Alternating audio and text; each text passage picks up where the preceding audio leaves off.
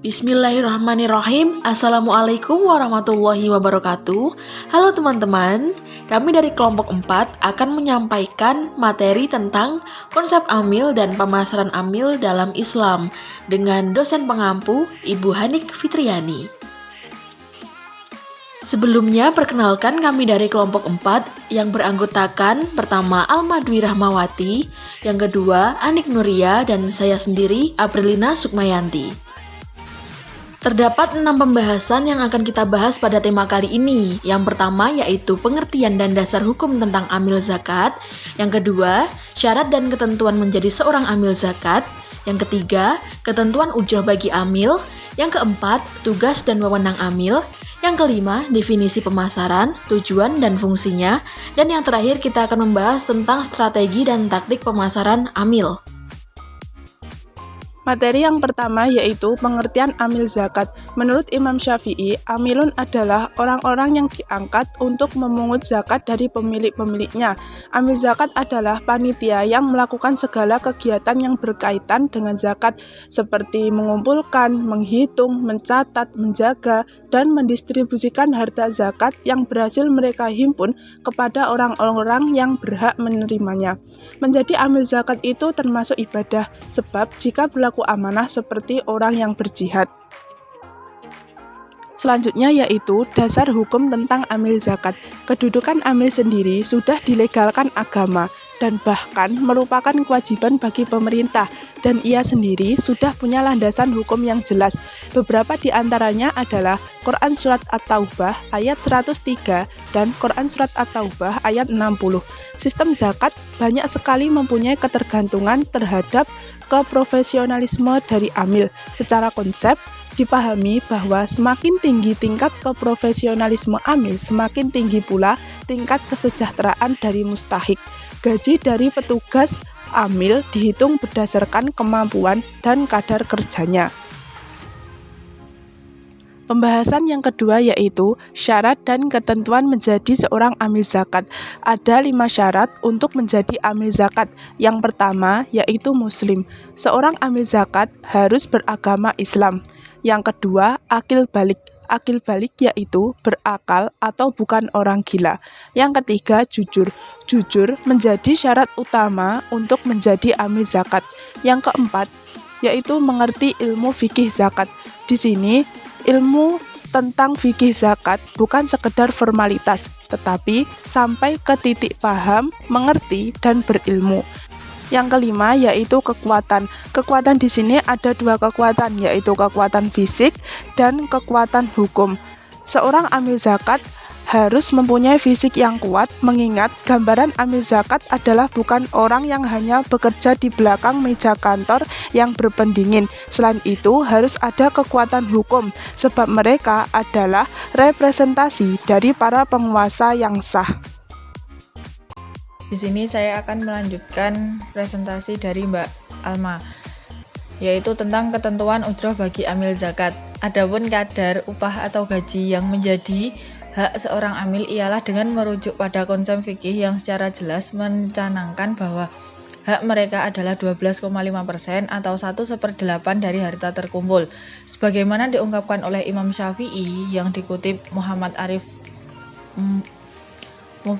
Mufraini, bahwa berikanlah kepada mereka jumlah tertentu, di mana jumlah ini pada zaman Umar bin Abdul Aziz mencapai 3%. Sedangkan menurut pendapat Imam Maliki dan jumhur ulama, pemberian upah harus disesuaikan dengan pekerjaan atau jabatan yang diemban, yang kira-kira dengan gaji tersebut ia dapat hidup layak. Yang selanjutnya ada tugas amil. Usaha kolektif semua amil zakat diperlukan untuk memelihara dan meningkatkan tradisi profesi. Amil zakat memiliki tugas sebagai berikut. Yang pertama, fungsi penghimpun zakat. Yang kedua, fungsi pendistribusian zakat. Dan yang ketiga, tugas lainnya meliputi derivatif atau turunan dari tugas utama di atas, seperti tugas pencatatan, pemeliharaan, dan pengelolaan. Dan adapun wewenang amil, selain tugas-tugas di atas, amil zakat juga memiliki wewenang yaitu diantaranya para pengurus badan atau lembaga zakat berhak mendapatkan bagian zakat dari bagian amil atas kerja mereka. Amil berhak untuk ijtihad dalam konteks zakat, berhak untuk menggunakan sarana-sarana yang mendukung terlaksananya program.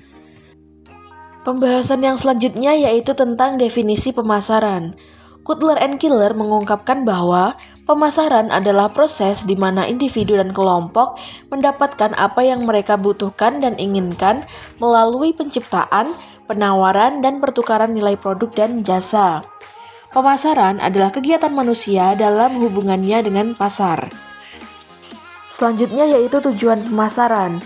Menurut Gonros Ciptono, tujuan dari pemasaran adalah untuk menjalin, mengembangkan, dan menjalin hubungan dengan pelanggan untuk jangka waktu yang panjang dengan sedemikian rupa, sehingga masing-masing pihak dapat terpenuhi. Selain itu, ada beberapa tujuan dari pemasaran, yaitu menyampaikan informasi atau promosi, menciptakan pembelian ulang, dan juga menciptakan tenaga kerja secara tidak langsung. Sedangkan fungsi pemasaran yaitu adalah berbagai kegiatan atau aktivitas yang merupakan suatu proses yang diperlukan karena kekhususannya di dalam konsep pemasaran, yaitu biasa disebut sebagai fungsi-fungsi pemasaran. Adapun fungsi pemasaran yang dikemukakan oleh Sudaryono adalah yang pertama yaitu fungsi pertukaran, yaitu dengan adanya pemasaran maka pembeli dapat membeli produk yang dijual oleh produsen. Yang kedua yaitu fungsi distribusi fisik, yaitu suatu produk dilaksanakan dengan menyalurkan serta menyimpan barang. Lalu yang ketiga fungsi perantara, yaitu untuk menyampaikan produk dari produsen kepada konsumen. Pembahasan yang selanjutnya yaitu tentang strategi pemasaran amil. Strategi pemasaran secara umum ada 3. Yang pertama yaitu segmentasi. Segmentasi dimaknai sebagai proses membagi pasar menjadi beberapa kelompok yang lebih kecil berdasarkan karakteristik dan kriteria tertentu. Lalu yang kedua ada targeting. Targeting ini baru dilakukan setelah pasar dibagi ke dalam beberapa segmen. Dan yang terakhir yaitu ada positioning, yang merupakan proses membangun persepsi atau menanamkan citra image tertentu kepada lembaga yang di benak muzaki yang dibidik. Pembahasan yang selanjutnya adalah taktik pemasaran amil, yang terbagi menjadi 2. Yang pertama yaitu diferensiasi. Diferensiasi yakni berfungsi untuk membuat perbedaan dengan mengintegrasikan aspek konten, konteks, dan infrastruktur dari jasa atau program yang ditawarkan kepada calon muzaki. Dan yang kedua ada bauran pemasaran atau marketing mix, yang terbagi menjadi 3, yaitu produk atau program-program yang ditawarkan. Yang kedua price, dan yang ketiga adalah place. Mungkin hanya itu yang dapat kami sampaikan pada video kali ini. Semoga video kali ini bermanfaat. Apabila ada pertanyaan, teman-teman bisa tanyakan di forum diskusi. Sekian dari kami, apabila ada kurang lebihnya kami mohon maaf. Wassalamualaikum warahmatullahi wabarakatuh.